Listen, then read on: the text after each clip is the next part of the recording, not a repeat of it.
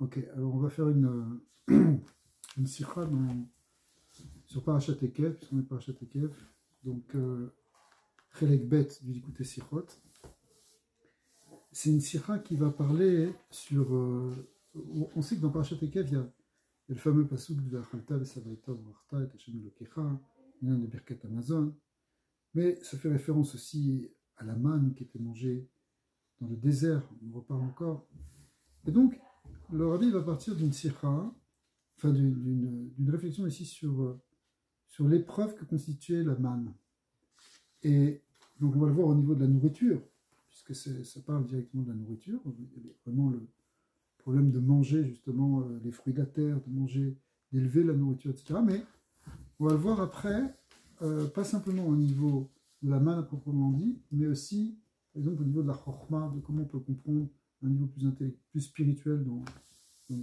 Ce qu'il va expliquer, c'est que on va voir que les différents aspects de la manne, il y a un double aspect, et c'est ça que le rabbi va développer dans un premier temps. Dover kama pe'amim, on a déjà expliqué plusieurs fois, shet akavana shel nitava kadesh bokhu liyotlo dira betartani. Cette fameuse kavana que pourquoi Dieu a créé le monde, c'est pour faire une dira betartani. Eh bien, on a déjà expliqué plusieurs fois que cette kavana-là, c'est une kavana qui a été qui s'applique surtout lorsque les enfants d'Israël sont arrivés en Eretz Israël. Alors c'est quoi Dira Betartanim? Dira Betartanim, ça veut dire que le Elokut se révèle aussi dans le monde matériel. Parce qu'à présent, on a tendance à comprendre que Elokut, c'est le spirituel. Et matériel, c'est le choses. C'est ça. Ah oui, c'est pas le bruit. Ok, alors... Vas-y, je continue, je t'écoute. C'est bizarre, c'est curieux, pourtant ça doit être le même... Ok. Ok, je ne l'ai pas en fait. Alors, ce qu'on explique, c'est quoi? La chose suivante. C'est que... c'est marqué dans le Midrash. Akadosh Baruch Hu dit...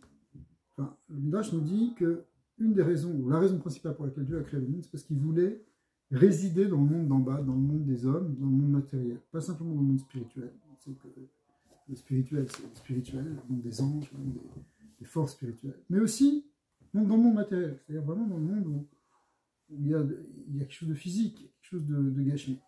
Cette kavana-là, évidemment, elle peut se réaliser partout sur Terre, mais dans le récit de la Torah, on voit que essentiellement, où est-ce que ça devait se produire et se réaliser, c'est après la rentrée en Eretz Israël.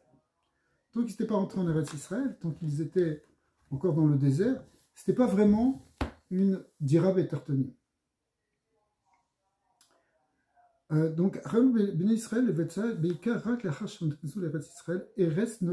la terre où justement on va résider. Les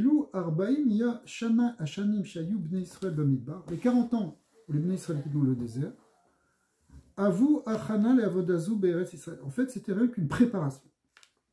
Donc on sait très bien, l'histoire des Meraglim aussi, si vous ne voulez pas rentrer, ils avaient peur de descendre dans ce côté matériel, ils préféraient rester dans le côté spirituel. Mais en réalité, il fallait passer par le désert, et il a fallu une génération qui est restée 40 ans dans le désert pour se préparer spirituellement à cette entrée en Eretz Israël. Comme quelqu'un, avant de se marier, il doit se préparer. Avant de faire quelque chose, on se prépare. Donc l'étude de la Torah qu'il faisait dans le désert, c'était une préparation pour la rentrée véritablement dans Israël. Aloui Amiti be'avodat Hashem mitgale besha sheesh nisyonot ve'afrot les avoda à Amoura. Alors il y a un principe qui est intéressant, c'est que la vraie avodat Hashem, le vrai service divin, c'est pas quand c'est facile, c'est quand c'est difficile. Quand c'est facile, tout coule, tout roule. Mais en fait, le service d'Hachem, c'est qu'on va travailler, c'est qu'on va transformer, c'est qu'on va dépasser des limites, dépasser des blocages, dépasser des difficultés, qu'elles soient de l'ordre intérieur, de l'ordre extérieur. Ce côté se battre pour arriver à avancer, ça fait partie de ce qui nous fait grandir. Donc c'est ça le sens de Avodat Hashem, c'est pour se rapprocher d'Hachem. Il faut avancer de plus en plus et dépasser de plus en plus. Azavoda, Ibeomek Yoter, plus en fait, Mishum Shanisionot Meorim Kochot Minimim Vamukim Yoter.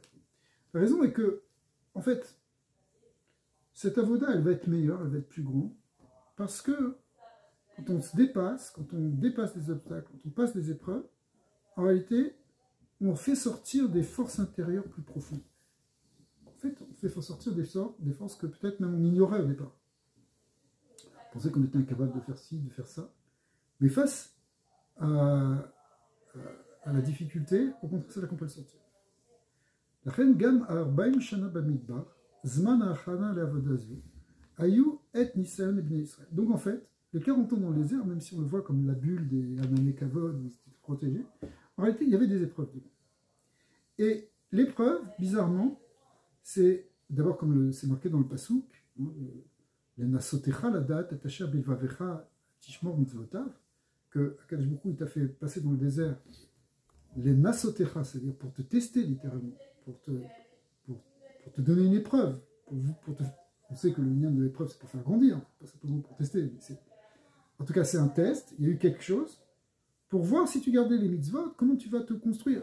Un peu comme si tu veux qu'un pot en terre il soit résistant, il faut qu'il soit capable de supporter un four d'une certaine température. Si tu ne le chauffes pas assez, tu ne sauras jamais s'il va être solide. Et surtout, tu ne vas pas l'endurcir. Alors que là, si tu le chauffes, tu le cuis, il devient beaucoup plus dur que si c'était de l'argile fraîche. Mais c'est la même chose. Le Nisayon qui est pendant les 40 ans, c'est en fait pour nous renforcer. C'est marqué même dans les Shonim que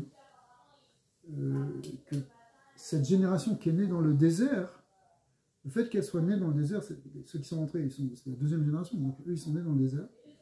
Le désert c'est un endroit difficile, c'est un endroit dur, et ça crée des hommes forts, solides.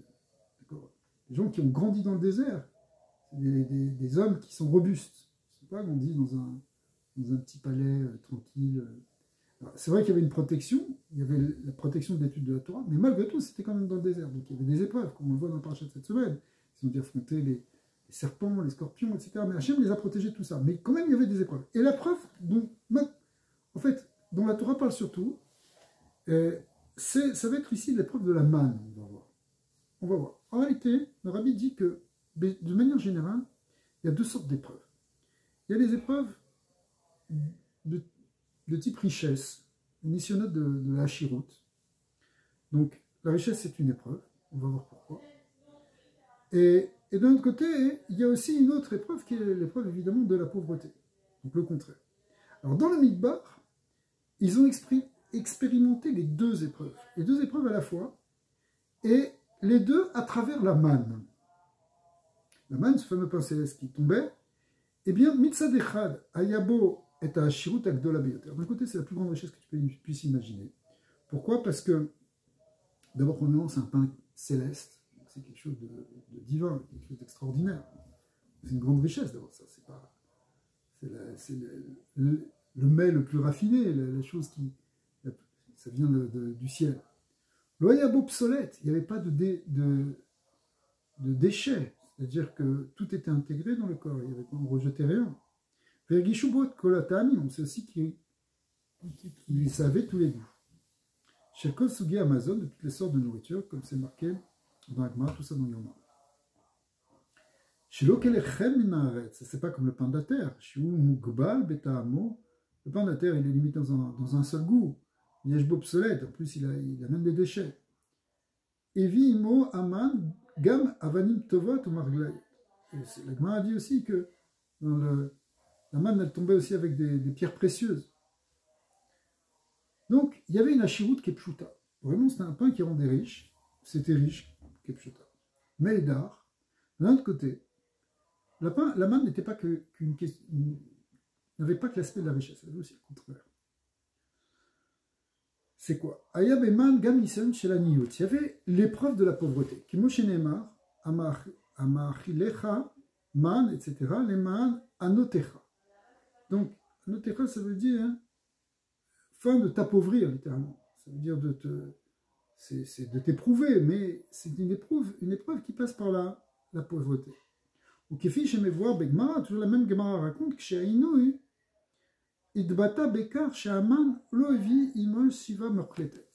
C'est quoi ce qui était difficile de ce point de vue-là, ce qui faisait souffrir dans la malle, c'est que elle ne rassasiait pas complètement. Même si tu as mangé beaucoup de manne, c'est pas comme si tu manges beaucoup de pain. Si tu manges beaucoup de pain, à un moment, tu ne peux plus rien manger. Tu es complètement rassasié. D'accord? La manne, il n'y avait jamais ce sentiment de satiété complète. Pourquoi?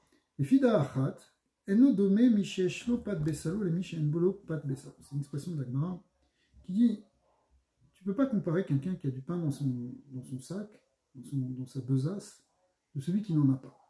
C'est-à-dire c'est un sentiment peut-être psychologique a priori. Tu te dis j'ai de la réserve. Quand tu as un sentiment que tu as de la réserve, tu es beaucoup mieux assis dans le monde. Tu as plus de tranquillité, plus de sérénité. Tu te sens mieux intégré dans le monde terrestre, on pourrait dire.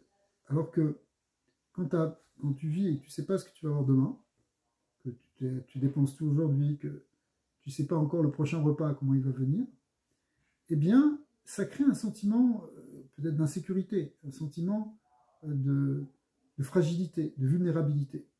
Ce qui n'est peut-être pas mauvais, d'un certain côté. Peut-être c'était ça que Hachem voulait nous apprendre aussi, cette capacité de se sentir vulnérable vis-à-vis d'Hachem, entrer vraiment la Emouna. Mais c'est une épreuve de pauvreté, parce que c'est ça ce que le pauvre vit. Le pauvre, il vit au jour le jour. Les filles, chez Aman, Ayan, les Otoyam Bilvad. On sait que la manne, tu ne pouvais pas la conserver, tu ne pouvais pas la stocker, elle s'abîmait pendant la nuit. Ibli, le tir des machas, on ne pouvait pas en garder pour le lendemain.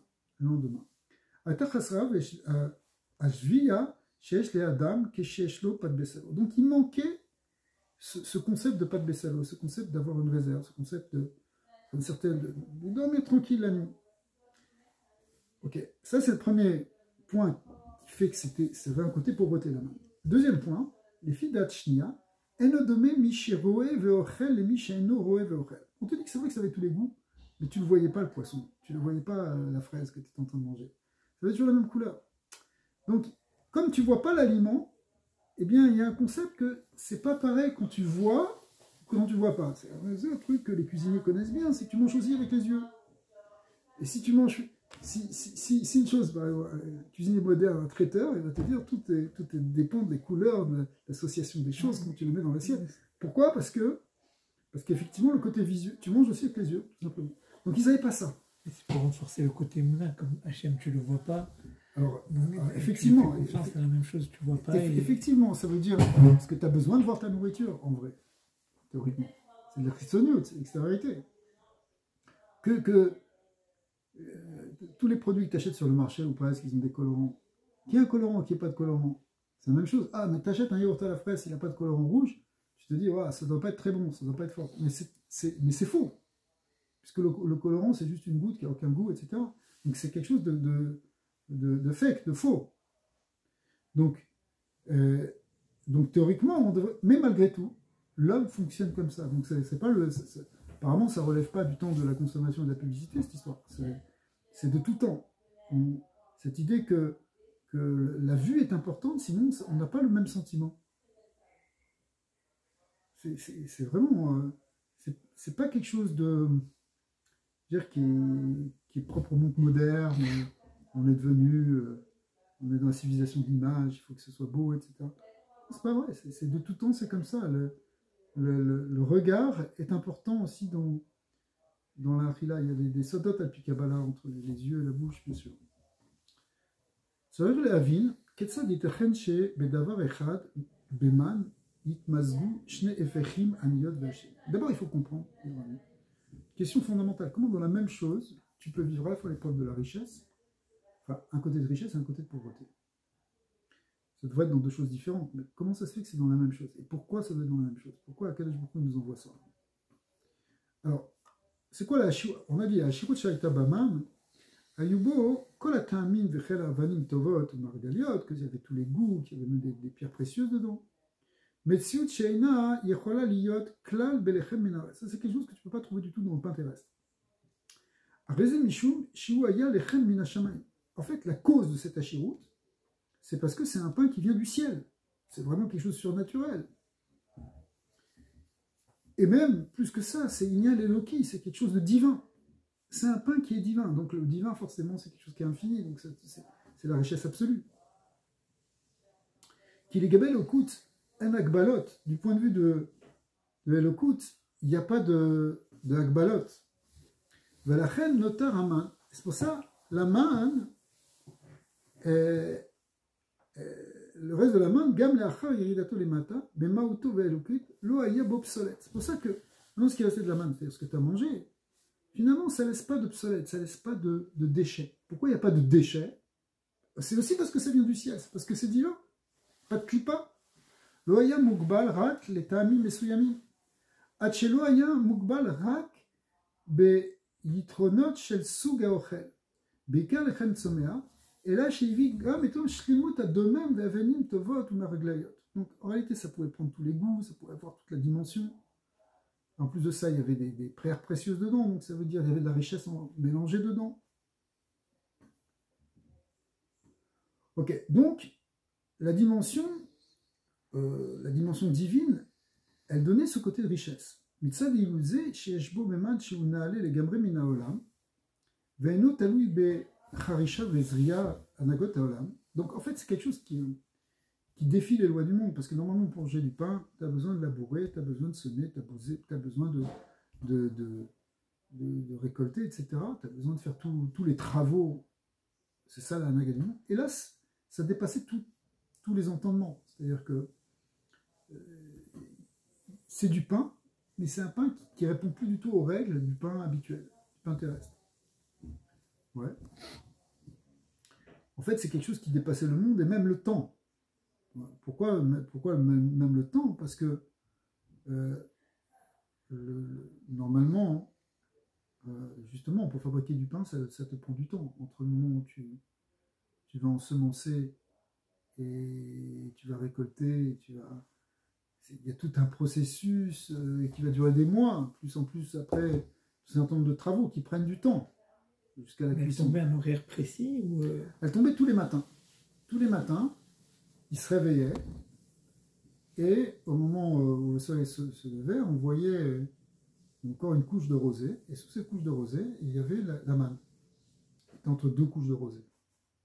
Et puis, donc ils allaient la ramasser, puis s'ils attendaient jusqu'à 11h du matin, jusqu'à la 3e heure du jour, elle commençait à fondre. Donc, c'était pas matériel. Rachid dit que c'était comme des petites graines, des petites boules, qui ressemblent un peu à des graines de coriandre.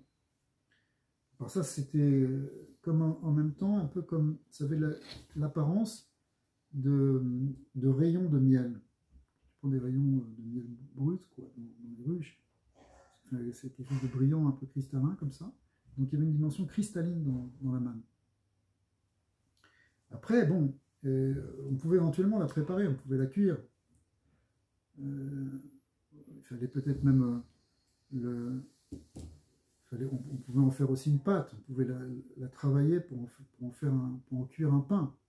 Mais c'était comme si ce pain, mais en tout cas cette farine, enfin ce pain tombait du ciel. Donc il avait une dimension qui était aussi, qui dépassait donc l'espace, mais qui dépassait aussi le temps, puisque il n'y avait pas, ça tombait chaque jour. C'est un pain qui était produit chaque jour, immédiatement, d'une certaine manière. Alors que le pain terrestre, encore une fois, ça prend un long temps pour le fabriquer.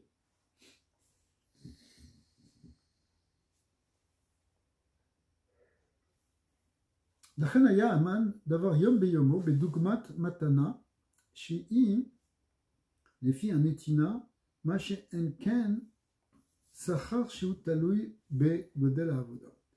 Le pain terrestre, il ressemble un peu à une espèce de récompense que tu as comme le fruit de ton travail. Ça fait 6 mois que tu travailles ton champ, tu l'as ensemencé, tu l'as arrosé, tu l'as récolté, tu as enlevé les mauvaises herbes, tu as chassé les animaux. À la sueur de ton front, ça t'a pris plusieurs mois. Après, il a fallu moissonner, il a fallu vanner, il a fallu mettre en gerbe, il a fallu faire tous les travaux qu'il fallait faire, battre le grain, le trier, etc., jusqu'à le pétrir, le moudre et le pétrir, etc., et le cuire. à la fin, quand tu manges ton pain, tu peux avoir une espèce de satisfaction de te dire, voilà, c'est la récompense de tout mon travail. Si j'étais resté à dormir pendant tout ce temps-là, j'aurais rien eu. Mais par contre, la manne, où tu te réveillais le matin, justement, et tu l'as trouvé gratuitement, c'est plus un cadeau qu'un salaire. C'est un peu l'impression, oh, Hachem m'a fait un cadeau. Tu as reçu un cadeau à ta porte. Waouh, un cadeau. Donc c'est une matana. Donc il y a une différence entre l'idée de le recevoir comme un srar, comme un salaire, ou comme un cadeau. Il y avait une corrélation avec le mérite aussi, puisqu'on dit que si tu avais la émouna. Alors c'est vrai. Mais pour avoir l'émouna, il faut étudier. Donc au lieu d'avoir un travail physique comme de se lancer un champ, il y a aussi un travail spirituel d'étude. En fait, c'est ça. Alors à l'époque, ils ne travaillaient pas dans le désert. Ils n'avaient aucun travail, ils n'avaient même pas des mitzvot à faire. Donc, ils étudiaient. Ils étudiaient. Mais la émouna et l'étude, c'est deux choses qui sont différentes. Normalement, le limoud, l'étude de la Torah en particulier, le limoud de la profondeur de la Torah qui permet de comprendre un petit peu plus sur la manière dont Hachem dirige le monde, un petit peu plus, parce que pour comprendre complètement, c'est forcément, ça va nous dépasser quand même. Mais pour comprendre plus, ça doit renforcer ta émouna. Plus tu étudies Kabbalah, Chassidut, plus normalement ta émouna doit grandir. C'est pas automatique. Tu peux étudier beaucoup et pas avoir tant que ça d'émouna. Tu peux avoir des juifs simples, qui ne savent pas tellement lire, même qui sont analphabètes, qui ont une émouna pshuta immense. Comme dans toutes les histoires de Baal Shem Tov, que Baal Shem Tov s'occupait aussi des gens complètement ignorants, mais qui avaient une foi qui était très profonde. Donc, le srout de la émouna, hein, c'est vrai, mais c'est pas un salaire. Parce que la émouna, c'est justement savoir que ça ne vient pas de toi. La émouna, en fin de compte, c'est un des secrets d'Aman. C'est que la émouna, c'est comprendre que justement, le pain, il vient d'Hachem. Alors, toute la difficulté qu'on va avoir, justement, c'est pour ça que c'est vers là que le Rabbi va nous amener. C'est-à-dire que c'est une préparation pour rentrer en Eretz Israël. En Eretz Israël, il faudra, oui, qu'on travaille le pain, qu'on travaille la terre, mais en même temps, savoir que, à la fin, c'est quand même un cadeau, comme ce Lechem min Hashamayim. C'est-à-dire le fait qu'on a mangé les Lechem. Alors, on va voir comment on peut y arriver, concilier ces deux choses. Donc, en tout cas, ça ne dépendait pas de la avoda, proprement dit. La émouna, ça veut dire justement, c'est un lâcher-prise, c'est s'en remettre à Hachem. Bien sûr qu'il y a une avoda de émouna, mais ce n'est pas une avoda hein, au sens où ce n'est pas un travail comme travailler la terre, évidemment.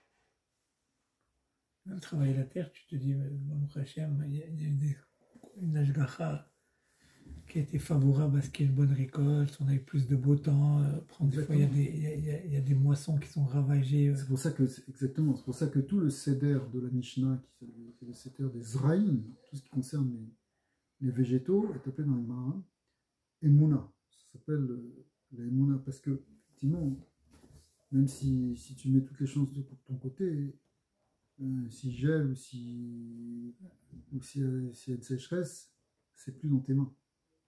Et même si tout se passe bien, la plante, elle peut pousser ou ne pas pousser. Méfiez-vous du vent d'une heure qui détruit la récolte d'une vie. Voilà, c'est ça. Mais d'après la chassidoute, le vent du nord, c'est le Yetzirah. Le vent d'une heure.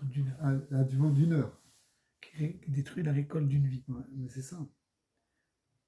Donc ça crée une fragilité, c'est sûr, c'est certain. Alors,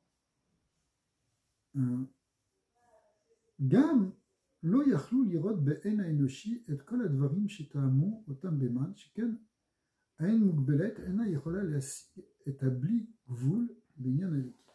Quand on dit qu'ils n'arrivaient pas à voir ce qu'ils mangeaient, en réalité, il y a quelque chose d'autre derrière. C'est que, étant donné que ce pain, il était de l'ordre de l'infini, puisqu'il venait de l'Elokut, il venait du divin, c'était un pain miraculeux, surnaturel. Du coup, on ne pouvait pas vraiment voir ce qu'il y a dedans. Parce que, comment notre œil qui est fini, il peut percevoir quelque chose qui est de l'ordre de l'infini. Tu ne pourras jamais comprendre complètement, tu ne pourras jamais le voir totalement. Donc, il manquait quelque chose dans la vision, au niveau de la vision dans la main, mais ça venait du fait essentiellement que nous, on n'est pas capable de voir quelque chose qui est de l'ordre de l'Ensof. Aman mitzad atzmo, ou tachlit. Alors, vezeu shne ha'inyanim, hashirut ve'aniyut. Maintenant, on va comprendre comment il peut y avoir à la fois la richesse et la pauvreté dans la manne. Aman mitzad atzmo, ou tachlit ha'ashirut. En tant que tel, on l'a dit, c'est la plus grande hashirut que tu peux imaginer. Parce que c'est quelque chose, tu reçois un pain céleste, un pain qui vient d'Hachem directement de moi, qui est riche comme toi. Sheken Mechar Shemauto et Rouhanit, étant donné que l'essence elle est spirituelle, elle kol agbalot, donc il n'y a pas de limite. Aval mitzad ha'olam ve'ha'adam, aya beman gam tachlit ha'anut. Mais du point de vue du monde, du point de vue de l'essence de la manne, c'est quelque chose qui est très riche, parce que ça vient d'Hachem. Mais du point de vue du monde et de l'homme, qui eux sont au contraire, ils sont au contraire dans certaines limites, au contraire ça peut apparaître comme de la niout, comme de la pauvreté. Sheken lo haya lo le adam shum davar beman kede sheyuchal lidrosh oto kedevar shelo. Parce qu'en fait, un des points qui était frustrant dans la main, c'est que tu as l'impression que ça ne t'appartient pas. D'ailleurs, ça ne t'appartient pas. Ça appartient à Hachem, tu manges, il ne te reste rien. Qu'est-ce qui te reste? Tu ne peux pas garder, tu ne peux pas le stocker, tu peux même pas en rejeter quelque chose. Donc ça veut dire, tu peux pas... Le pain que tu as acheté, même si tu n'étais pas un paysan, mais tu as travaillé et maintenant tu achètes du pain, tu peux dire, bah, c'est mon pain. Ouais, c'est moi qui l'ai eu, ça m'appartient ce pain. Non, je peux le partager, mais ça m'appartient. Il y a un sentiment d'appartenance. Il y a le sentiment que quelque chose peut t'appartenir. Mais dans la manne, ça n'existe pas. Donc, Ayabeman Gam Tachlit Ha'aniyut. Bon, pourquoi? Parce que tu peux rien demander, rien t'appartenir. Eno pas de Bessalo. Tu peux pas mettre aussi quelque chose de réserve. Quand tu as quelque chose, ben, tu essaies de stocker un petit peu. Là, tu peux pas stocker. Vaïn lo yechala le'achil. Et l'œil, en réalité, il n'est pas capable de voir la richesse qu'il y a dans cette main. Tu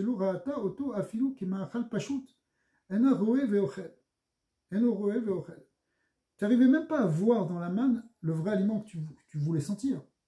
Si tu voulais sentir, je ne sais pas, n'importe quel aliment, ok, tu pouvais le sentir le goût, mais tu ne le voyais pas. Tu ne le voyais pas, ça veut dire que quelque chose, ça t'échappe, il y a quelque chose qui t'échappe dedans. Tu n'arrives pas à le saisir, tu n'arrives même pas à en parler, tu peux rien dire. D'ailleurs, pourquoi on l'appelait man? La Torah elle-même, elle dit, parce qu'ils ont dit man où? Qu'est-ce que c'est? C'est quoi? C'est quelque chose qu'on n'arrive pas à définir véritablement. Tu peux lui donner tel goût, mais tu nages dans quelque chose qui est de l'ordre de l'insaisissable. Donc ça crée un sentiment de pauvreté. C'est comme si, je vais te dire un exemple. Suppose que tu as un maître qui est très très grand, un maître de Torah qui vient immense Torah. Mais il donne un cours et toi tu comprends rien. Imagine, un cours qui te dépasse 10 km au-dessus de toi. Alors, d'un côté tu peux dire, ouais, quelle chance, j'ai un tzaddik qui est venu, qui a fait un cours chez moi. Mais d'un autre côté, je me sens vraiment pauvre en Torah à côté de lui. Ouais. Tu te sens petit. Pourquoi tu te sens petit? Parce que c'est insaisissable. Alors, la manne aussi a cette dimension-là. Wow, c'est un truc incroyable, extraordinaire. C'est pas... Nous, on a l'habitude, bon, la manne, d'accord, on avance tous les ans. Mais c'est pas ça. C'est une expérience. C'est une des expériences les plus fascinantes. Certains disent, j'ai entendu ça, certains disent que ça, c'était le plus grand miracle de tous les miracles, de toute cette histoire-là, depuis la sortie d'Égypte, tout ce qui s'est passé dans le désert. Pourtant, il y a eu plein de miracles. Mais le plus grand, c'était la manne. C'est même d'une certaine manière encore plus grand. Pourquoi? Parce que, alors l'explication est simple, parce que ça a duré pendant 40 ans. Mais quand même, il y a quelque chose de très fort, un pain qui descend du ciel. Ça fait presque pas de sens.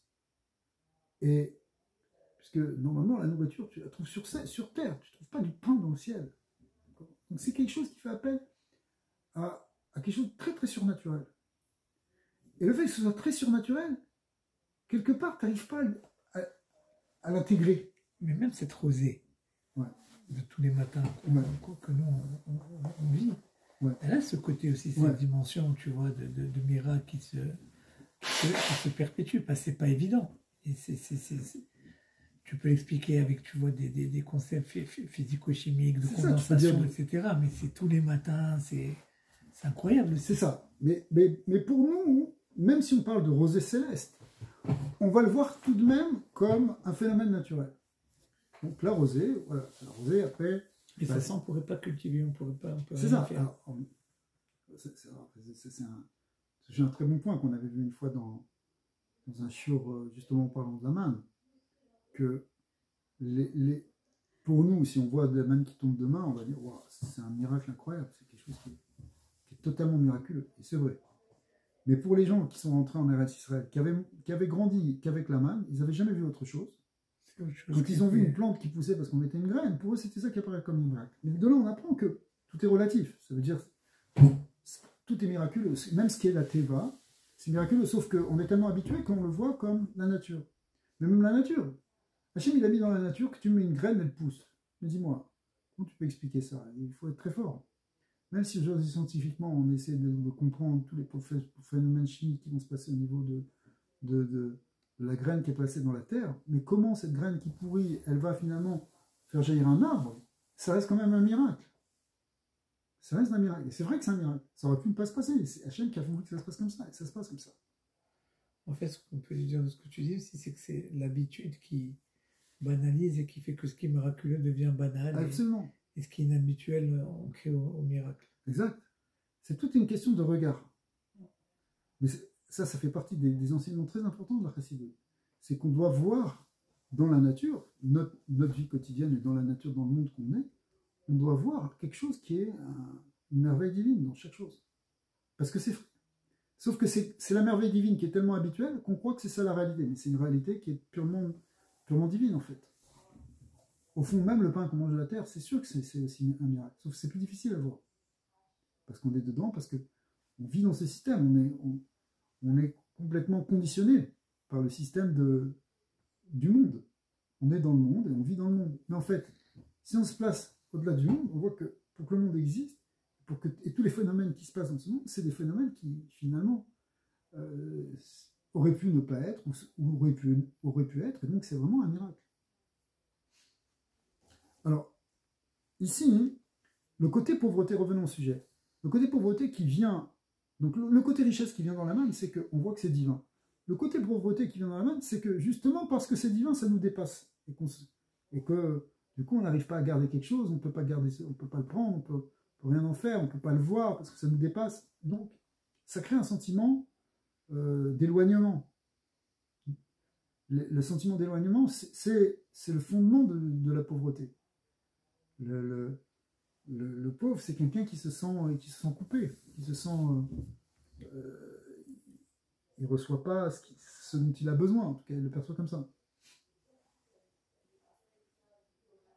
Donc, en fait, il y a les deux ici, maintenant. C'est pour la même raison, en fait. C'est parce que c'est divin, ça peut faire sentir la richesse comme la pauvreté.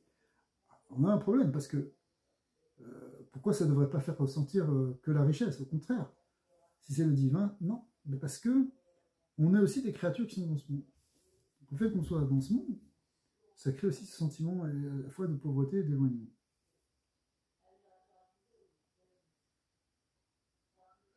Kon inyan shebe'adam yashbo, lekol apachot masheu sheu shelo, mashe enken aman. Donc, en général, quand tu as quelque chose, même un petit quelque chose que tu as, au moins tu le possèdes. Mais là, archou taritash. Mais maintenant la manne qui est lui, qui est... On peut comprendre de faire une dira tartonim, c'est par rapport à ce point que tu viens de soulever. Nous, à la base, on pense une dira tartonim, c'est un peu pour Hachem, faire une place, une maison en bas. Mais c'est pour nous faire aussi donc comprendre qu'on n'est pas coupé de lui.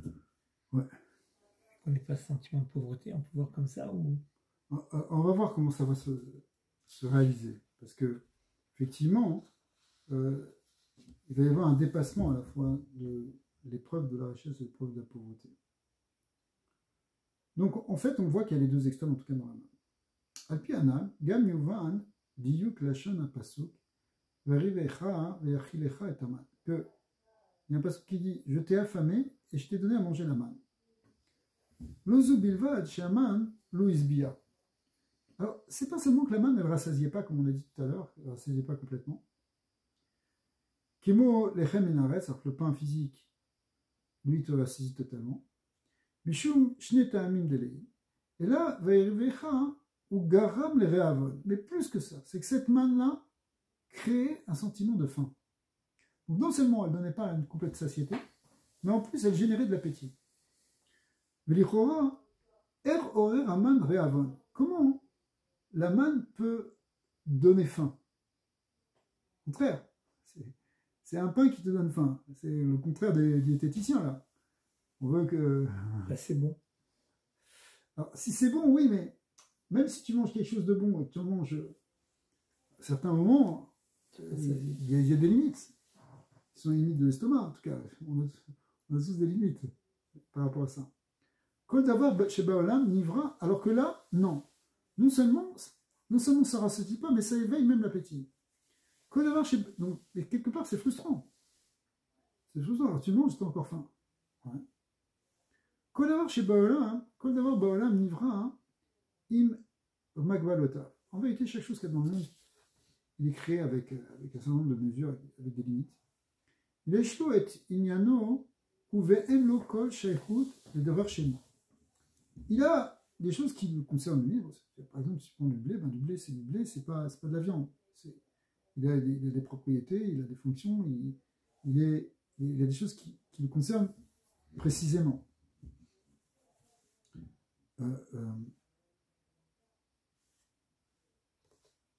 Car gam belechem min haaretz ou mazon velo mais maout acheret. D'ailleurs, le pain, si tu prends le pain de la terre, le pain qu'on mange, c'est une nourriture, c'est un aliment qui est là pour justement nous rassasier. Et il n'a pas d'autre maout, il n'a pas d'autre qualité que ça. Bemazon atzmo ou mugval betamo bilvad. Et même en tant que nourriture, il est lui-même limité avec un goût spécifique, le goût du pain. Tamze ou shenilkat beada. Et c'est ça que l'homme, il va intégrer en lui. Au majbieux, c'est ça qui va le rassasier. En fait, ce qui nous rassasie, c'est qu'on est rassasié de pain. On a suffisamment mangé de mazon. On a senti qu'on a mangé du mazon. Mais si ça n'a pas cette fonction-là, si ça n'a pas ce goût-là, ça ne peut pas nous rassasier. Parce que l'homme qui est limité, bien sûr, s'il mange du pain qui vient du ciel, Shiukamo Biti Mugval, qui lui est, comme on l'a dit, un pain qui est sans limite, Af Shechash Sheshlo Beman Ashirut Biti Mugbelet, même s'il ressent qu'effectivement c'est une très grande richesse, la manne, il est conscient, tu es conscient que tu es en train de manger un truc extrêmement précieux. Malgré tout, Areadraba Mitor Sheenu Yachol Liklot Otokulo, étant donné que tu ne peux pas l'intégrer entièrement, Veteramisé Beyedo Shekol Kamashi Klot Akol ou Klita Mugbelet, mais même aussi si tu sais d'ailleurs que ce que tu intègres c'est quelque chose qui est très limité finalement. Veilu Atamim Shelo Kalat Areem Biti Vulim, mais tout ce que tu n'as pas ressenti, c'est-à-dire si tu penses ressentir un certain aliment, tu n'as pas ressenti les autres aliments, donc finalement tu n'as pas intégré la manne, tu n'as intégré une partie de la manne, tu n'as intégré qu'un point de la manne. Dvarze Meorer Etzlo Reavan, ça crée un sentiment d'appétit, de faim. Pourquoi? Parce que tu as compris que tu as senti ça, mais il te manque autre chose. Il y a toujours quelque chose que tu n'as pas, puisque tu ne peux pas tout avoir, puisque le tout est infini ici. Alors que le pain, tu dis, bon, tu en as mangé une tranche, tu en as une deuxième tranche. Combien tu vas en manger de tranches? Tu as mangé du pain jusqu'à demain. Kivan Shiun Nimsha, elle a biti Mugval, chez En Beyechloto le Asig. Mais ici, c'est pas quelque chose que tu peux cerner, c'est pas quelque chose que tu peux enfermer dans une définition, c'est quelque chose qui est sans limite. Donc tu ne peux pas l'intégrer de manière complète. Et du coup, puisque tu ne l'as pas intégré, tu as l'impression que tu n'as pas intégré la manne, que tu ne l'as pas vraiment mangé. Et donc tu as faim. Kivan Shiunimsha, elle a biti Mugval, chez En Beyechloto le Asigo, parce que ça vient effectivement de l'infini qui est, par définition, par nature, insaisissable complètement. Asher lo yada, yadata velo yadun, avodecha, c'est quelque chose que toi tu n'as pas connu, tu n'as pas compris, ni tes pères. Parce que c'est pas quelque chose qui est saisissable, qui est compréhensible. C'est pour ça qu'il n'y a pas de déchets, parce que tu n'as rien gardé. Chazak, parce que tu n'as rien gardé aussi, exactement. Adrel asig et abiti mugva, i aliede shemish acher, mais un betziut atzmi, l'amidot shelo. Alors en réalité, il y a une clé ici qui est donnée, c'est qu'il y a une manière de saisir l'insaisissable, il y a une manière de percevoir l'infini, il y a une manière d'intégrer quelque chose dans l'infini. Ben, c'est quand tu dépasses tes propres limites, quand tu sors de ta propre existence, de ta propre métier, quand tu n'es plus limité à toi-même et que tu fais partie justement de l'infini, et bien là tu peux avoir une relation avec cet infini. Si tu es encore enfermé dans ta métier haute, et encore plus si tu es enfermé dans ton ego, dans ton sentiment de moi-je, etc., bien, tu es toi et tu n'es pas le reste. Donc tu n'es pas infini. Mais si tu fais fondre ce sentiment d'ego, tu fais fondre ce sentiment d'avoir une métier propre, une existence propre, à ce moment-là, tu vas percevoir l'infini.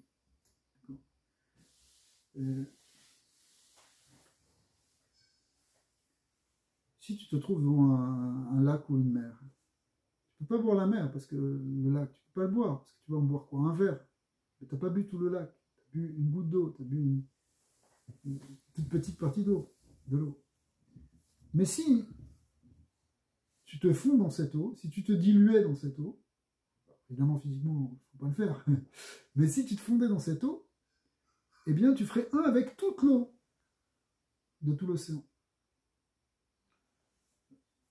Quand le sel est fondu dans l'eau, tu prends un bloc de sel, le bloc de sel, d'accord, il tombe dans l'eau, donc il a sa métier. Mais une fois qu'il est fondu dans l'eau, il est fondu dans l'eau entière. Il fait un avec toute l'eau. Donc toi aussi, si tu annules ta metsiout, si tu fais un vrai bitoul, pas simplement un bitoul ayesh, pas simplement un bitoul de l'ego où tu travailles tes midot. Le bitoul de l'ego, c'est arrêter avec l'orgueil en fait. Mais le bitoul ben metsiout, c'est arrêter de penser qu'on a une metsiout, une existence séparée de l'existence de Dieu. Donc quand tu prends conscience que tu fais partie de cette existence infinie, et bien là tu peux goûter l'infini de la main. C'est comme si en une seconde tu pouvais tout connaître de toute la main. Parce que tu es tout en même temps. Bon, attention, il faut prendre ça, évidemment, c'est un niveau rouhani, de perception des choses, pour les tzadikim atteignent, mais aussi vers lequel on peut aller, c'est-à-dire de plus en plus faire un bitoul pour sentir qu'on n'est pas déconnecté d'Hachem. On fait un avec l'infini divin. Parce qu'en fait, on fait un avec l'infini divin. C'est notre conscience qui est contractée, qui fait que on se perçoit comme séparé de Dieu. En fait, on n'est pas séparé, puisqu'il est le tout, il est dans tout. Donc notre existence fait partie de ce tout. De même que si tu prends une particule d'eau, une goutte d'eau quelque part dans l'océan là, en réalité, il fait un avec toutes les particules, même si elles sont à 10 000 km. Pourquoi? Parce qu'elles font partie toutes de la mer. Elles sont mer, elles ne sont pas gouttes d'eau, elles sont mer puisqu'elles sont dans l'eau. D'accord? Elles sont océan. Donc, si elle est océan, tu es océan là et tu es océan là-bas. Donc, il n'y a pas de séparation. C'est seulement si tu prends un verre et que tu le sépares du reste que tu vas dire, ben là, il y a un verre d'eau. Il y a un verre d'eau et le reste, c'est l'océan. Alors, tu vas dire... C'est le Yichud d'Hachem. Yichud d'Hachem, exactement. C'est tout c'est le sujet principal de la Chassidut. C'est nous amener petit à petit à cette conscience-là. Et en fait, c'est cette conscience-là qui va nous permettre vraiment de dire à Betartanim. C'est-à-dire que, quand on sort dans un monde matériel, mais de savoir qu'en fait, ce monde matériel, il ne te sépare pas d'Hachem. Il est lui-même avec Hachem. Il est lui-même dans une unité avec Hachem. Hachem est dans tout. Dans toute la médecine. Finalement, là où notre Neshama était avec lui, et en bas, le but, c'est de la ramener avec lui. Voilà. Mais pour ça, il faut qu'on comprenne que le monde qui est autour de nous, il n'est pas séparé de Dieu. Il n'y a pas le monde et Dieu. Il faut voir Hachem dans tout. Donc, ultimement, c'est le voir même dans la médecine physique. Mais déjà, le voir dans la Hashgacha qui nous arrive, dans tout ce qui se passe, de comprendre que tout est relié, que tout fait partie d'une même existence. L'histoire du Baal Shem Tov qui regarde une voilà, le toit. Le Noirzakan, il a dit, toute sa vie, il a dit, je vois pas la poutre, je vois les poutres. Ça, c'est même dans la médecine physique. Ça va jusque-là, en fait. Mais bon, ça, c'est évidemment, c'est un niveau. À Amida, mais déjà, que si déjà on est capable de faire ce travail justement de Mouna, de voir que tout ce qui se passe en réalité, ça fait partie d'une même trame. On n'est pas... Souvent, on est dans une étroitesse d'esprit. Pourquoi il m'arrive ça? Pourquoi ça? Tu ne vois pas tout le chemin. Tu ne vois pas derrière que tout est interrelié, qu'il y a un plan dans tout le monde. Ça fait partie de ça, comprendre qu'Hachem Elokeinu Hachem Echad. Il y a un plan dans tout. Ça, c'est le fondement de l'unité divine. Quand les gens, il y a des gens qui ne pratiquent pas beaucoup, ils se disent mais je crois en Dieu. En fait, le problème, il est là-bas. Il n'y a pas ce yichoud. Ouais. C'est comme si je crois en Dieu, mais je ne le fréquente pas. Ouais. Hachem Tov, il aimait quand des juifs pachout, ils disaient Bezrat Hachem, Baruch Hachem. C'est ça que chaque endroit de la création, elle connecte avec Hachem. Ok. Alors, Zéhu, Gamma, chez Yeridat Aman, 40 Shana, Bemidbar, chez Moshe, Achana, Lekinu, Torah, Mizvot, Beret, Moshe. Maintenant, on va comprendre pourquoi 40 ans dans le désert de Man, ça a permis cette préparation à Eretz Israël, on appelle la terre de l'installation. À l'idée, à Amida, Beshne, Suga, Nishionot, Hachot, Vaniut, en passant par ces deux épreuves de la richesse et de la pauvreté. Amida Munition à Ishirud, Perusha, Lola Chashov, Sheko, Avatsam Yadi, Asali, Atachayil. C'est quoi l'épreuve de la richesse? Quand tu es riche, c'est quoi l'épreuve que tu peux avoir dans la richesse? C'est penser que ça dépend de toi. Que c'est toi qui as fait ça, c'est grâce à mes efforts, j'étais plus fort que les autres, c'est moi qui ai gagné, je suis capable, je me suis battu, c'est même moi, j'ai un bon mazal, c'est moi. Le mazal, c'est pas toi, mais tu peux le penser. D'accord? C'est-à-dire, tu penses que ça vient de toi.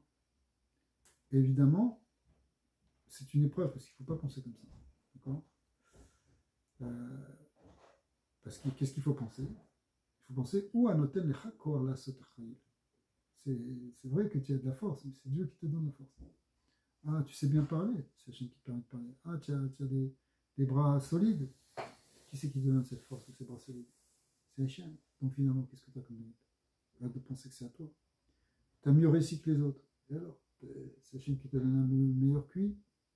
C'est Hachem qui t'a donné, il t'a donné la bonne rencontre au bon moment. Donc, quand tu reconnais ça, tu passes l'épreuve de la chérie. Quand tu penses encore que, bon, c'est moi, tu penses que tu es plus que les autres, que tu as fait quelque chose de mieux, ça veut dire que tu tombes dans l'épreuve de la chérie. Donc évidemment, c'est une grande épreuve, parce que... Mais la compétence, elle n'existe pas. La compétence, elle existe, mais la compétence, c'est... Tu dois la rendre à Hachem. Tu es intellectuel, c'est parce qu'Hachem t'a donné un intellect. Après, tu l'as développé, mais au fond, parce que tu as eu la volonté, c'est Hachem qui t'a donné cette volonté. Reconnais que tout vient d'Hachem.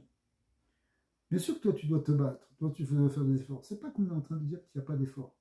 Mais ne t'attribue pas les résultats par rapport à tes efforts, parce que c'est Hachem qui te permet. Alors quoi, il y a des gens bénis, des gens maudits, des gens qui n'ont pas de... La croyance dans la Torah, c'est que chacun est béni sur quelque chose. Même si, t'as l'impression, ça n'existe pas un gars complètement paumé, complètement loser. Chacun, il a quelque chose que l'autre ne peut pas avoir. Il y a quelque chose de spécifique qu'il n'y a que toi qui peux amener dans le monde. C'est toi de le révéler. Ça peut être quelque chose de simple. Mais ce talent que tu as, cette qualité que tu as, c'est Hachem qui te l'a donné. Peut-être tu as plus qu'un talent, peut-être que tu as plus qu'un don. Mais ça n'existe pas quelqu'un qui n'a pas de don. Dieu a doté chaque créature, même la fourmi lui a donné quelque chose. Même l'abeille, elle a quelque chose. Et même parmi les abeilles, chaque abeille, elle a quelque chose. Alors, la plus forte raison pour les autres. On sait maintenant de tous les Sfarim Akedoshim que le vrai Yetzirah, c'est Yetzirah de croire qu'on est paumé, qu'on n'arrive à rien, qu'on n'est pas capable, qu'on est des nuls. Cette voix-là qui te dit ça en toi, c'est la voix du Yetzirah. C'est la vraie voix du Yetzirah. C'est celle-là qu'il ne faut pas écouter, parce qu'en fait, c'est pas vrai. Au contraire, tu as une force extraordinaire. Chaque création, elle vient du divin. Donc chaque créature, elle a quelque chose, elle a une dimension divine qu'il faut qu'elle révèle. Mais ce ne sera peut-être pas la même chose, ou ce ne sera peut-être pas quelque chose qui est forcément reconnu comme une grande chose dans la société. Pourquoi? Parce que aussi, peut-être il y a des choses qui sont erronées dans la manière de voir ce qui est important. Hein, la Torah, elle prend le contre-pied de tout ça, puisqu'elle te dit, finalement, le gars qui est à Nav, c'est lui qu'Hachem il aime, alors que l'autre qui a l'impression que c'est lui, que le monde repose sur lui. Mais non, peut-être qu'Hachem ne veut pas de cette gars-là. Donc lui, c'est quelqu'un qui ne parle pas, qui est dans son coin.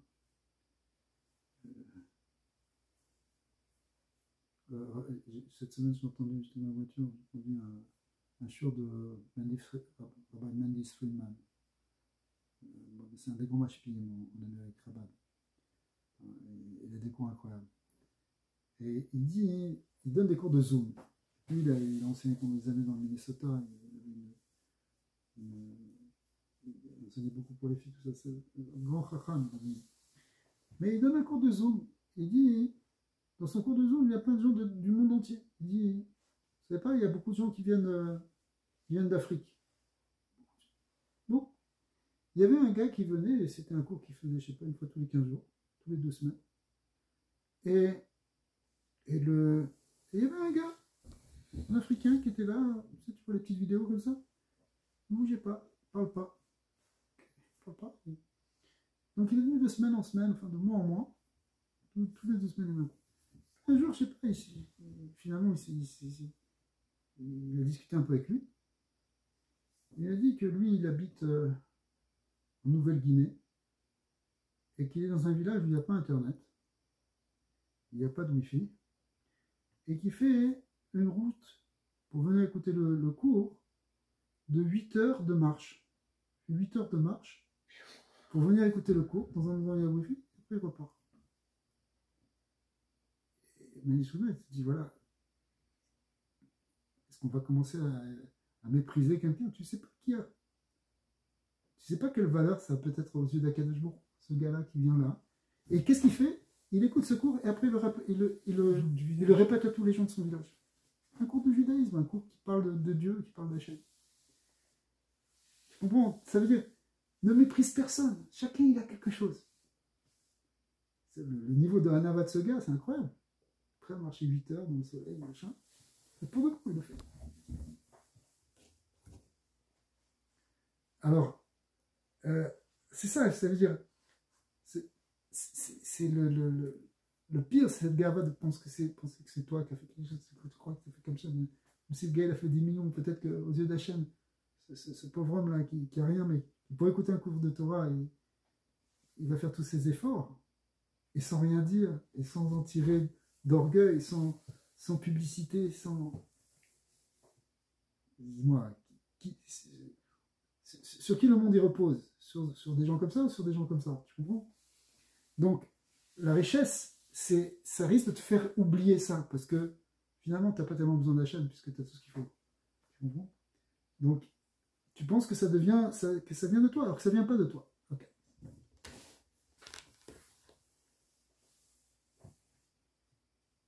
Maintenant, l'autre côté, c'est quoi l'épreuve de la pauvreté? Amida Benissan Aïnieux, Pirusha, hein? Yada chez Enra Yoret Milmada. C'est savoir qu'il n'y a pas de mal qui descend d'en haut. C'est-à-dire, quelqu'un qui est pauvre, il peut tomber dans la plainte, il peut complain. Il peut dire, Hachem, pourquoi tu m'as fait ça? Pourquoi lui il a ça et moi j'ai pas ça? C'est ça l'épreuve. Le pauvre, pour passer l'épreuve, il faut qu'il arrive à la compréhension qu'il n'y a pas de mal qui vient d'Hachem, que tout est min Hashemaïm, que même ce qu'il a, c'est pour son bien, etc. Rak ou Adam, Hachem Beisoura, il doit se dire, s'il y a un problème, ça doit venir de l'homme. Mishumkar, Alibot, Rasve Shalom Beisoura. Donc il ne faut pas qu'il se révolte. Le Nisayan du riche, c'est qu'il risque d'oublier Hachem, il pense qu'il n'a pas besoin d'Hachem, puisque c'est lui qui fait tout. Puisqu'il a tout, il se prend un peu pour un dieu. Et le pauvre, la mission du pauvre, c'est de ne pas se révolter contre Dieu. Et là, Keblu Bessimpra, c'est qu'il reste Bessimpra dans l'épreuve qu'il a. Attention, ça ne veut pas dire qu'il ne doit pas chercher non plus à trouver des solutions, ou il a le droit de chercher des millions, c'est pas ça le problème. Mais ça veut dire qu'en tout cas, le Nisayon, c'est ne pas se révolter contre Hachem. C'est une épreuve. Le Rabbi, il dit dans une autre sira, il dit que l'épreuve du riche, elle est plus dure que l'épreuve du pauvre. C'est plus difficile. Mais, comme il ramène des Gemarotes qui expliquent ça, que le riche, c'est le Nissan du riche, le risque d'oublier Hachem, c'est plus grand que le risque de se révolter contre Hachem. Mais il dit, dans notre génération, on est prêt à prendre ce risque parce qu'on doit être riche. Alors Hachem donne-nous de la richesse et on va passer ce Nisayon de la richesse. On va y arriver. C'est vrai que tu vois aujourd'hui des Baruch Hashem, des gens qui sont dans la Torah, dans la Kedusha, qui Baruch Hashem ont une opulence et qui sont très battés à Hachem, qui se la jouent pas. Au contraire, c'est la Torah qui les aide à passer ce Nisayon de la richesse. C'est très difficile d'être riche sans Torah, hein, mais si tu es avec la Torah et que tu es avec la Torah, avec la Kedusha, tu es attaché au Tzadi, tu es attaché au mitzvot au niam de la voie d'Hachem, tu passes ce Nisayon.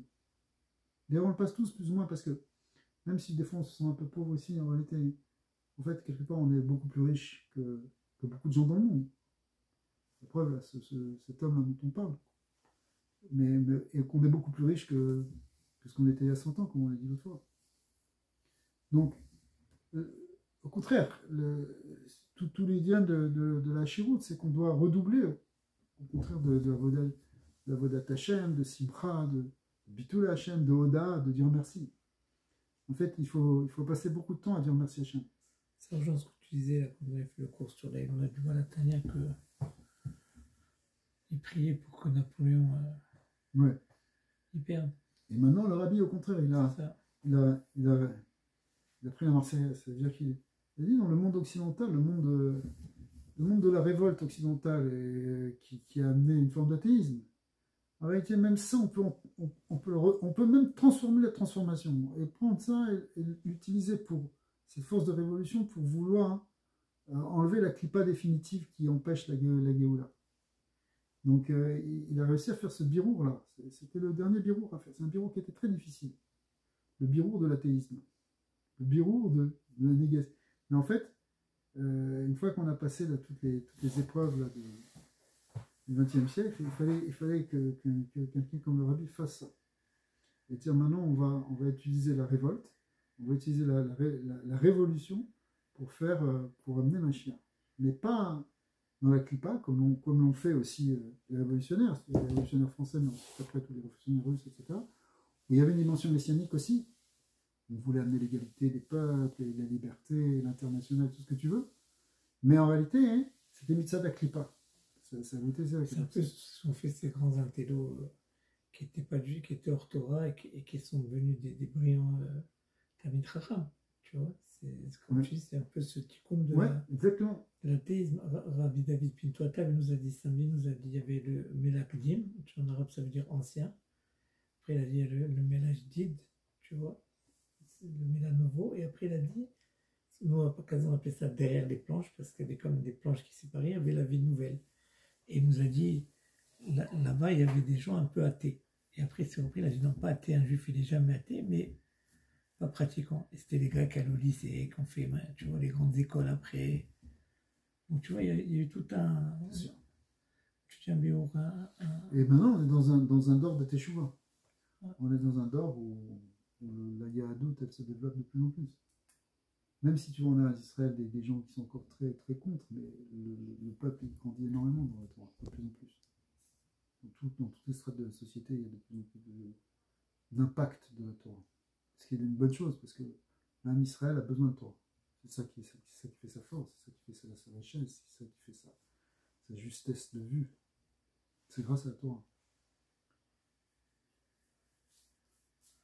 Tu sais, c'est un peu comme la digestion. Quand tu prends un produit qui n'est pas bon pour toi ou que tu en abuses, à un moment donné, ton corps il a un seuil de tolérance, il le vomit. Et ce qu'on voit en ce moment en Israël, c'est, tu vois, comme au niveau de la politique, tous ces gens qui ont quitté les partis de gauche et qui ont permis maintenant à Netanyahou ou au Likoud de revenir à la surface. Il y a eu 2 ou 3 défections, tu vois. Ces gens qui, en tant que juifs, l'Aneshama devait plus supporter, tu vois, ces idées, comme la dernière là, qui avait démissionné, elle a dit quoi, on va m'emmener du pain à Pâques dans les hôpitaux, non, on ne peut pas voter pour cette loi, tu vois. Donc, comme à un moment donné, il y a une limite, tu vois.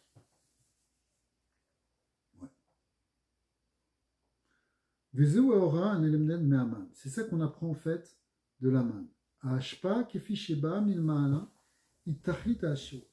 Donc la manne, du point de vue de ce qui est donné du ciel, eh bien c'est la plus grande richesse. Oui. Mais בחינת האדם שלמטה, כל הדברים הם כאמור בהגבלה, ורק מלמעלה יכולה להיות השירות האמיתי. Donc, יתרה מזה, אפילו בהשפעה של מעלה, אם האדם רק מתחיל להתערב בה, הרי לא רק שאינו יכול להוסיף בזה כלום, לא עדיף מהמרבה, אלא אדרבה, ידי התערבות הוא עוד מקלקל. Du point de vue du haut, quand on reçoit quelque chose d'en haut, mamash, comme dans la manne, en réalité, il ne faut pas du tout se mêler. Pas se mêler. Si tu commences à dire, ouais, je vais stocker, je vais faire ça, ça ne va pas. Tu amènes des problèmes. Reçois ce que Hachem te donne.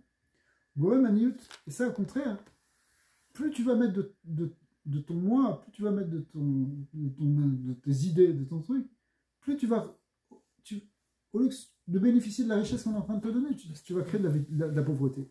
Pour ça, plus tu es témoin, tu dis, mais je ne ressens pas, j'ai ça, et je ne vois pas. Tais-toi et mange.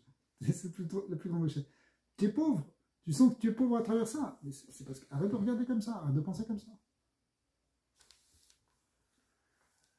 Donc, au contraire, à l'aider chez où Moufchat mimetsiuto, plus tu vas être battel dans ta métier, plus tu vas te détacher de toi-même, en fin de compte, de ton ratson. Arrête de vouloir retenir les choses avec tes désirs, avec tes pensées, avec tes midotes. D'accord? Laisse faire les choses. Eh bien, parce que si tu fais pas ça, si tu annules pas tout ça, bah, tu restes encore dans Kori Vetsem Yadi, tu penses encore que c'est toi, que tout dépend de toi. Oui. Si tu fais, c'est pas ça qu'il faut faire. Ce qu'il faut faire, c'est l'ismor bebitachon gamour à la Kadosh Baruch Hu. Il faut s'en reposer complètement à la Kadosh Baruch Hu.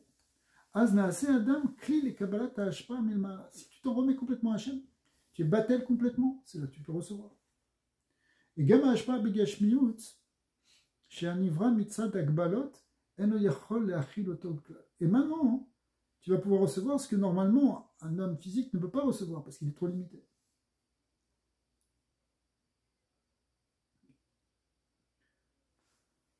Alors, ensuite, le rabbi va transférer ça pas simplement dans la nourriture, comme on disait tout à l'heure, mais aussi dans la chorma. La chorma et le sechel sont appelés le mazon. Tu te nourris intellectuellement. Keshem shamazon nivla bepnimiut adam ad shemitached limo, de même que quand tu manges un aliment, il se transforme en toi, il devient une partie de ton corps. Eh bien, c'est la même chose pour le sechel. Les choses intellectuelles, tu les intègres et ça devient une partie de toi-même. Même dans cette nourriture-là spirituelle, on peut retrouver ces deux aspects, l'echem min haaretz et l'echem min hashamayim, même à un niveau intellectuel. Pourquoi? Parce que l'intellect de l'homme, c'est le lechem du pain, de la terre. L'echem min haaretz. C'est ce que tu réfléchis, ce que tu penses, tes idées, tout ce que tu construis, c'est comme quand tu travailles la terre. Quelque chose de terrestre. Vilou sechel eloki, mais par contre le sechel eloki, c'est-à-dire la Torah, qui est la chorma d'Akadosh Baruch Hu, c'est un lechem min hashamayim. Donc tu étudies des choses. Ouais, c'est fort. Ça, c'est le lechem min hashamayim. Le lechem min hashamayim, c'est la Torah. Parce que c'est quelque chose, d'ailleurs, qui est venu d'en haut. C'est une notana Torah, c'est une matana, c'est matan Torah, c'est une névoie. C'est pas quelque chose qui est une construction intellectuelle que l'homme a fabriquée. Mais c'est des mécanismes contraires que dans le physique. Parce que plus tu apprends la Torah, d'accord, tu as encore faim, mais tu as faim parce que tu as intégré. Tu n'as pas faim parce que tu n'as pas intégré, comme dans le matériel. Alors c'est ce qu'on va voir, parce que justement, c'est ça tout le lien de l'étude de la Torah qui se fait avec la Kedusha, avec le Pitoulot Tzadik. Parce que si tu es dans ta Metsiout, si tu penses que moi je comprends la Torah, moi je, tu poses un problème. Parce que tu retombes encore dans le Nissan de la Hashirut. Tu crois que ça dépend de toi. Alors quoi, c'est un grand racham parce que tu as pris le chasse. Tu crois que ça dépend de toi. C'est vrai que peut-être la personne au départ, peut-être elle fait des efforts jour et nuit. Mais en même temps qu'elle fait ses efforts, elle peut comprendre que tout ça c'est un cadeau d'Hachem. Kol ha-chochmot milvad Torah en mugvalot. En fait, toutes les sagesses, à part la Torah, c'est des choses qui sont quand même relativement limitées. En ben yoter mimachen, elles ne sont pas plus que ce qu'elles sont. Tu prends la géologie, tu prends la géographie, bon, c'est vrai que tu peux la développer, mais ça restera de la géologie, ça restera de la géographie. C'est pas illimité. Lozu bilvad chez en baem dvar milbad sechel, et la gamme besechel atzmo, yesh la l'école zvara, sechel vechokma agbalot shela. Et même en réalité, non seulement c'est limité à un certain type qui est le sechel, mais en même temps à un sechel particulier. Une manière de penser dans telle science, une manière de concevoir les choses dans telle autre science. Avec Balot, donc ses propres limites qui sont intrinsèques à la science que tu étudies. Comme dans le pain, qui vient de la terre, eh bien, il est limité à finalement un goût de pain. Tu ne peux pas lui faire sentir n'importe quoi. Pain de sec, de pain de voilà. Tu vas mais tu vas prendre du pain de sec. De toute manière, le pain de sec, il n'aura pas un goût de fruits. Et il aura un goût de pain. D'accord? Même chose, si tu utilises, je sais pas, tu étudies des maths, tu étudies quelque chose, ce sera quelque chose de spécifique. Alors que le Torah,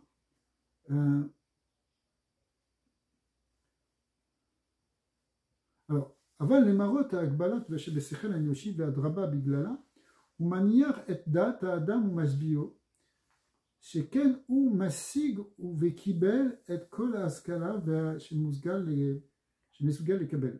ויש לו pas de בסל. Alors, là, effectivement, quand tu manges du pain de la terre, celui-là, tu peux stocker, tu peux en mettre dans ta besace, tu peux en avoir en stock. La même chose aussi, bah, tu apprends des choses, tu vas à l'université, tu as appris, tu stockes un peu des informations, tu as une certaine richesse, tu es avec toi, et ça t'accompagne, ça te donne une certaine assurance. Okay. Mais la reine Lévin, la chormot traditionnelle, les yeshut et les gavra. Mais le risque, évidemment, c'est que ce genre de science t'amène aussi une forme d'orgueil et de gavra. Les yeshut. Pas forcément. Tu as des gens qui sont anables, qui sont des génies. Mais il y a un risque. Il y a un risque. Parce que tu penses, et d'ailleurs il y a un risque aussi dans la Torah, si tu prends la Torah comme une science profane. Je pense que ce qu'il faut, c'est apprendre des livres pour savoir, pour connaître plus que les autres, etc. Eh bien, ça va augmenter ta yeshut et ta gava. Mais dans l'essence, normalement, de l'étude de la Torah, c'est pas comme ça. Parce que la chokmat Torah, il colle kula emet ve enba psolet. Elle est entièrement emet, il n'y a pas de psolet, rien à rajouter. Igam bilsi bugvulit, elle est aussi de l'ordre de l'unité. Yeshba et kol ta'amim, tu as tous les goûts dans la Torah. Mais via ima gam osher gashmi avanim tovat merglayot, elle amène aussi même une richesse matérielle, c'est comme dans le pain céleste où il y avait des pierres précieuses. Chez Kozé ou Tachlit Hashirut, ça c'est le Tachlit de la Hashirut. Et là, chez Davka Mishumka, En Adam Yachol Leasik Beshlemut, le Topso, le Chash Tamid Shiru Rachok Milasik et Aemet Lutik Vul Beshator. Mais en fait, comme elle est infinie, justement, bah, c'est comme la manne, tu as un sentiment que tu es encore. Que tu ne sais pas encore, que tu connais encore rien, etc. C'est l'expérience qu'on a quand on étudie la Torah, Begdusha, hein, c'est que plus on étudie, plus on sait qu'on connaît encore rien. Que Hachem nous dépasse totalement. La reine, elle, il me via les yeshut. Donc, ça ne t'amène pas à un yeshut, au contraire. Kim be'efer, igoremet itbatlut, ça amène un bitoul. Shiflut. Yosef da'at, Yosif machov. Celui qui augmente la connaissance de la Torah, il augmente la peine en même temps, parce qu'il sait qu'il est rien. Qui colle chez l'oimed yodea yoteret la Torah, plus tu étudies, que tu connais la Torah, car godel tzimono, plus ça fait grandir ta soif, virevono et ta faim, la Torah. Que dugmat zot, gam betorah atzma betsuya avdalem amurim len. Donc on s'est un petit peu avancé, c'est ce que le rabbi va dire maintenant. Même dans la Torah, tu peux avoir ces deux choses-là. Pourquoi? Ben galia de Torah, les ben pnimiut atoyo. Dans le côté niglé, galia de Torah, hein, bien sûr, c'est la Chokhmah d'Hachem. C'est la sagesse de Dieu, même le Niglé, même la Gemara. L'Echem min Hashamayim, c'est aussi un L'Echem min Hashamayim. Ça s'appelle aussi Etzraïm. Aval me'achar she'i melubeshet be'sechel ha'enoshi. Mais étant donné que ça s'habille dans le sechel ha'enoshi, be'dvarim gashmi, des choses physiques, tu es en train de parler d'une vache, tu es en train de parler d'un âne, une vache, tu as encore un âne ou quoi que ce soit, hein. Acheté Marlif par Rabbi Hamor. La reine Shayar ba Agbala mesuyemet venetinat makom lelo zacha naaselo. Les Adam, ça. Alors, ça là, c'est une possibilité que la Torah, elle devient, au lieu d'être un élixir de vie, elle devient un poison, Chazéchal. Pourquoi? Parce que tu y mets ta yeshut, parce que tu y mets ta gava dedans. Psolet maché enkar be pnimut Torah. Mais dans la pnimut Torah, tu ne tombes pas dans ça. En kol agbalat ve en ba kol makom psolet. Il n'y a pas de psolet dans pnimut Torah. Tu ne risques pas de tomber dans ça parce que c'est directement quelque chose qui est là pour briser ton ego. Plus tu étudies la pnimut Torah et plus tu t'annules devant Hachem. Alors on va finir la sikha. Aouman, a Yetzara ou Ouman ben Melarto. Il faut savoir que le Yetzara, c'est un grand spécialiste dans son travail. Lui, il a été formé, il est un professionnel pour faire son travail. Kacher Rotsen et Natak qui est Oudi, mais les mots d'Atora avec là, les mots d'Atora faudra. Le roi Shelo Yachol et pas les Afrit Bechashivut Atora, qui est celle Bnei Israël et Kara Umeot, Hachafilu Mishenirshal, le Mezid Bavodazara Rei Esso Mahmad Inecha. Uga ou Beirayon Azvara, et toi Nefer, mais Achar chez Atora I Biltig Vulit, et quoi Kamashit Nilma, le Tagia le Olam Etachita. Quand lui, Sarah, qu'est-ce qu'il fait? Quand il voit que tu continues d'étudier la Torah, que tu lâches pas, et il te dit, bah, tu sais quoi, en fin de compte, étudie si tu veux, mais ça va t'amener à rien. Tu n'arriveras jamais au but, puisque tu n'arriveras jamais à connaître. Donc il peut te décourager aussi comme ça. Adraba qui coach c'est une yoter. Tivakar yoter adkama incha rachok misofa vetachlit. Au contraire, plus tu vas étudier à toi, plus tu vas te rendre compte que tu es encore très très loin du but. Linka, readva, anachon beyoter. Alors, arrête de faire des choses qui te dépassent. La Torah n'est pas pour toi. Tu vas étudier la Kabbalah, mais ça va t'amener à quoi? Ça va te faire rien comprendre. À la fin, tu vas te rendre compte que tu n'as encore rien compris. Tu vas au bout, tu as beau étudier des svarim. C'est vrai. Alors mets ça de côté. C'est pas pour toi. Va, fais quelque chose de plus simple. Sois pas shoot. Va travailler au lieu de faire ça. Au moins, tu ne perds pas ton temps. Au moins, tu amènes au moins de l'argent. C'est ce que tu dis. C'est comme ça, mais ça. Il te dit bon, il faut que tu arrêtes. Arrête d'étudier, ça t'amène à rien. Finalement, ça t'amène à rien. C'est très fort comme argument. Parce que, d'un côté, c'est vrai que la Torah, elle t'amène de plus en plus à comprendre que t'es rien par rapport à l'infini. Mais en fait, c'est bon pour toi. On va voir. Alors, Vadaï, c'est savait, Gam l'ilmod Torah. Tzrichim leda'at dadinim ketzad v'iktanay. V'chen hare yeshnu chiyuv al kol ha'adam l'ilmod Torah. Perek echad shachid, perek shachad arvit v'al kol panim. Ravada, tiens, avoricha bessiv shulchan aruch. Alors ça, il va te dire, c'est vrai, regarde, c'est sûr que tu vas étudier la Torah. Je ne dis pas que tu ne vas pas étudier, il faut étudier jour et nuit. Ça veut dire qu'il faut que tu étudies au moins le matin un chapitre, un petit chapitre. Mais ça, stop, pas plus. Tu perds ton temps pour ça. Fais le strict minimum. Qu'est-ce qu'il y a? Ok, tu as fait la mitzvah, d'étudier la Torah, mais ça t'amène à quoi? À quoi ça? Tu vas étudier 2 heures, 3 heures, 4 heures? Ça va t'amener quoi? Ça va rien t'amener dans le gashmiut. Et ça va rien t'amener dans le rouchaniut, parce qu'à la fin, tu comprendras que tu connais rien. Alors ça sert à rien. Voilà, ça fait peur. Imincha me'aded, perek echad, shachid, v'choulé. Me'adrin, me'adrin, shiur kavua bechol yom. Si tu veux faire un peu plus, tu veux faire Hidur Torah, ok, fais un shiur par jour. Avalo l'itmaser, l'itamasek betorah. Mais te donner dans l'étude de la Torah, prendre des livres, te casser la tête quand tu as sommeil, faire ça, c'est ça. D'avoir chez Bechol, le tassigoto, de toute manière, tu ne vas pas y arriver. Prat les cartes chez Titztaer Yehudi. En plus de ça, tu fais souffrir un juif, toi-même.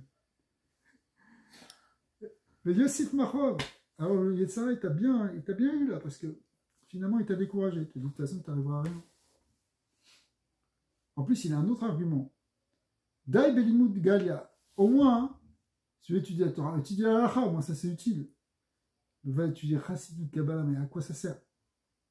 Mais le limud pnimut à Torah, c'est quel bedvarim shelo shayar les machisham beyadim. De toute façon, c'est abstrait, tout ça. C'est comme quelqu'un une fois m'a dit, t'es dans l'imaginaire. Ok, l'imaginaire, ça dépend. L'imagination et l'illusion, il faut savoir où elle est. Mais quand même, Maota, inalit les gabré misechel enosh. Bon, ok. Donc ça, c'est les arguments que le Yetzara, il peut te donner. Mais en réalité, le Nisayon du Yetzer Hara, il veut te... Évidemment, il veut te faire tomber. Qui lui, il est la route à faire l'echem minashamayim. En fait, ce qu'il veut, c'est que tu abandonnes l'idée de l'echem minashamayim. Que dans l'echem minaharetz, ici on est sur le monde terrestre, on n'est pas dans l'histoire de la manne. Verrek litasek beinyani martsiim. T'occupe-toi que des choses terrestres.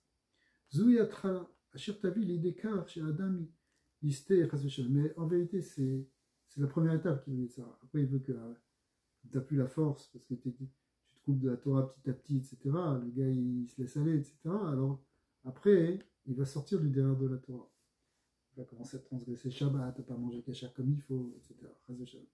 V'eter les tzahara, bifrat echad, utzad, les nefilat amuka yoter b'metzudat chazé. En réalité, c'est une étape pour faire tomber encore plus bas. Moshamu chazal, chez Yetzara, trilat ou oiler, au ver ochar, oreach. Au départ, le Yetzara, il a l'air d'être un passant qui passe par là. Acharkar ou oreach. Après, il devient celui qui est invité. Vercharkar, on voit Nassé Balabaït. Après ça, il devient le Balabaït. Donc au départ, le Yetzara, il passe. Deuxième fois, après, il commence à s'inviter. Et après, c'est lui qui prend ta place. Le Gambazé, יש לנו את ההוראה מסיפור התוירו בנוגע למן, כתוצאת מטענת ונפשנו קצב אליכם הקלוקל. Comme les Israéliens, à un moment, ils se sont révoltés contre la main, ils n'en pouvaient plus, ils ont dit on est dégoûté de ce pain kalokel, ce pain horrible. Chez l'Oratsu et Aman, ils ne voulaient plus la manne. Les Chemshu, les Maalam et Archumriot, ils ne voulaient plus de ce pain qui est au-delà de la matérialité. Et la Davka Mazon chez Eshbo Psolette. Ils voulaient un pain avec des psolettes, on veut du vrai pain avec des déchets. Naflulo, Bocha le Mishpechotav, Bocha le Mishpechotav, Aleske Mishpechotav. Alors après ça, il s'est tombé, ils ont commencé à faire ça. Bocha le Mishpechotav, ils sont tombés dans les problèmes d'Arayot. C'est-à-dire que tu commences à dire je veux vivre uniquement dans la Gashmiut, et après tu tombes dans les souris. Ou Bachar, les Ta'anat, Yetzara, chez Rouchaniut, le Tifsak. Comme ça, tu as parlé tout à l'heure des gens qui étaient d'un côté de l'arrière de la palissade. Au départ, les gens ils ont dit bon, on va augmenter le côté matériel, mais petit à petit. Ou Bachar, les Ta'anat, Yetzara, chez Rouchaniut, le Tifsak Oto. En fait, la clé, c'est que il faut que tu comprends que. Alors, on va continuer. C'est que tu peux être dans la gashmiut sans lâcher le kout. C'est ça qu'on va voir. C'est-à-dire que, ok, tu vas manger du lechem minaretz, il fallait manger du lechem minaretz quand on est arrivé sur Terre. Tu vas travailler la terre, etc. Bien sûr. Ganecha, vetiroshra, vitzorecha, tu vas voir, tu vas récolter, etc. Le raisin, le blé, l'huile. Tu vas travailler tout ça. Mais tu ne dois jamais perdre de vue la notion de l'Echem Minashamayim. Au contraire, que dans l'Echem Minaret, c'est l'Echem Minashamayim. Juste on finit, il reste 3 mots. Déjà, les Ta'anad, donc, Maoto Amitit Shale Yehudi, l'essence véritable du juif, Iruchaniut. Notre essence profonde, c'est une essence spirituelle. D'abord une Neshama. Mais Chaz V'Shalom, Inatek Atzmo Meruchaniut, si Chaz V'Shalom, on se coupe du côté spirituel, une matière de Gashmut, qu'on nous donne complètement dans la Gashmut, on se dit bon, Chaniut, c'est pas si important. Arrête, Kekol Shiarbek Gashmut, tout ce que tu vas augmenter maintenant dans le Gashmut, Lo Yavo Memena Klal Al Sipoko, ça va jamais te satisfaire. Sheken Lo Zu Imauto Davka Beruchaniut, chez Zu I Amitat Mauto, Imra qui est Kelireka. Parce qu'en réalité, étant donné, pourquoi ça ne te satisfait pas la Gashmut? Parce que tu viens pas de la Gashmut. C'était étranger au fond. Ok, tu es tombé dedans, mais c'est comme, pour donner un exemple, c'est comme quelqu'un qui essaye de soigner sa peine dans la drogue. Mais la drogue, c'est pas lui. La drogue, ça va le calmer pendant un moment, mais en fin de compte, ça va il sera toujours en manque. C'est pas ça qui va l'aider, profondément. Ben, c'est pareil, si toi tu te dis, bon, je laisse tomber la Rouchaniut, c'est trop compliqué. Tu mets complètement à Gashmiut, et ça, t'achètes une fois par an, c'est pas bon. Parce que c'est pas toi. Même si on n'a pas dit à tout le monde sur des rabbins, mais c'est pas toi, parce que ton essence c'est le spirituel. Et donc tu sens qu'il y a un kili reka, un kili vide, yot moufchat, metsiout, medidot shelo, azouye merzik. Alors, pardon, la solution, c'est de faire le bitoul de soi. C'est de se vider de retrouver en fait ce côté divin qui est en nous. Et là, on va recevoir, il faut se vider de son ego, se vider de cette illusion qu'on est soi-même indépendant, etc. Alors à ce moment-là, on va être un Keli Marzik Bracha. Ou Yachil Bekirbo, L'ora qui est un Inyanim Aruchanim. À ce moment-là, tu vas recevoir en ton sein, pas simplement les choses spirituelles, et la gamme Inyanim Agashmin, mais même les choses matérielles. Yushpalo Mida Amelea Apetucha Akedusha Vachava, mais vers les mâches שנברא בסוגיה ליחיד, שכן גשמי ורוחניות יהיו אצלו דבר אחד, ושניהם יהיו באופן של בלי גבול. À ce moment-là, tu vas pouvoir réunir les deux, recevoir à la fois le côté gauchmi et le côté rouhani, et que ce soit les deux qui vont être réunis sans limite. Donc en fait, l'idée, c'est de ne pas tomber dans le piège du Yetzirah, se dire, voilà, on va se révolter contre ce système de Rouhani qui finalement ne nous aide pas. Mais au contraire, il faut intégrer le Rouhani dans le Gashmi. Et c'était ça l'ignan de la préparation de la manne. C'est-à-dire que la manne, comme elle avait, c'était une épreuve où il fallait qu'on comprenne qu'on peut avoir le plein et avoir le manque, mais que la solution c'est le bitoul. Si tu as le bitoul, tu peux vraiment profiter de la manne.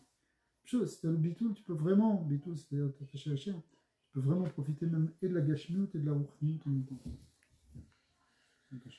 C'est incroyable la phrase que je t'ai dit l'autre fois que Saint-Exupéry l'avait dit et exister, c'est prendre congé de soi. C'est incroyable qu'il ait été éclairé comme ça. Ça m'épate. Ça vient probablement de la chassidoute au départ.